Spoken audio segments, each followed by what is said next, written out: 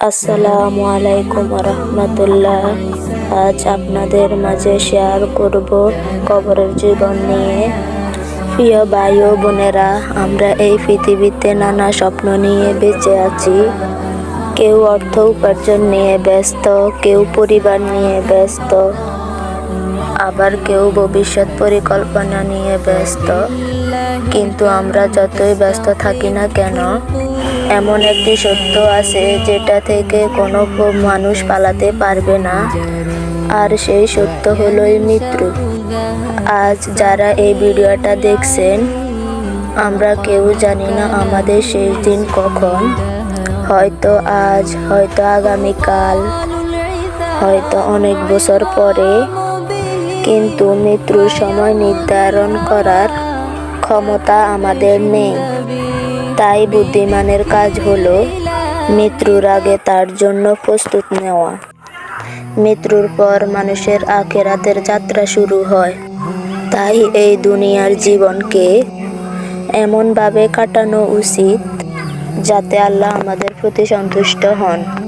5 ওয়াক্ত নামাজ, সত্য কথা বলা, মানুষের হক আদায় করা, হারাম থেকে বেঁচে থাকা এবং আল্লাহর কাছে বেশি বেশি তওবা করা, এইসব আমল আমাদের জীবনে গুরুত্ব হওয়া উচিত।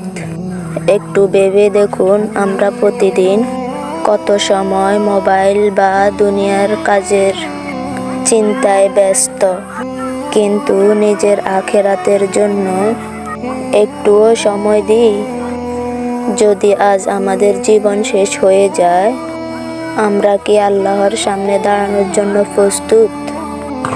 চলুন আমরা আজ থেকে নিজেদের বদলানোর নিয়ত করি।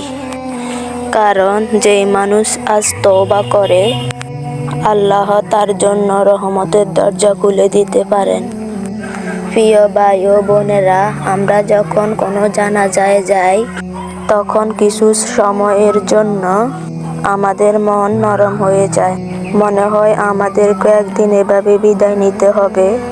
কিন্তু কয়েক ঘন্টা বা কয়েকদিনের মধ্যে আমরা আবার দুনিয়া নিয়ে ব্যস্ত হয়ে পড়ি, সব ভুলে যাই। এই কারণে মৃত্যুর স্মরণ মানুষকে নেক আমলের দিকে উৎসাহিত করে। যখন মানুষ মনে রাখে যে একদিন তাকে আল্লাহর কাছে ফিরে যেতে হবে, তখন সে নিজের কথা, কাজ এবং আচরণের ব্যাপারে আরো সতর্ক হন। তাই আমাদের উচিত প্রতিদিন নিজের আমলের হিসেব নেওয়া। আজ আমি কি সময় মতো নামাজ আদায় করছি? আমি কি কাউকে কষ্ট দিয়েছি? আমি কি কোনো অন্যায় করেছি? যদি ভুল হয়ে থাকে তাহলে দেরি না করে আল্লাহর কাছে ক্ষমা চাই, কারণ আল্লাহ তাআলা তওবাদার বান্দাদেরকে অনেক ভালোবাসেন। আরেকটি বিষয় মনে রাখা দরকার, কেউ জানে না তার মৃত্যু কখন আসবে। তাই বৃদ্ধ হলে ইবাদত করব বা পরে তওবা করব, এমন চিন্তা করা ঠিক নয়। আমাদের হাতে যে সময় আছে সেটা সবচেয়ে মূল্যবান। আসুন আজ থেকে প্রতিজ্ঞা করি, আমরা নিয়মিত নামাজ পড়ব, কোরআন তেলাওয়াত করব, মানুষের হক আদায় করব এবং আল্লাহর সন্তুষ্টির জন্য জীবন গড়ে তুলব।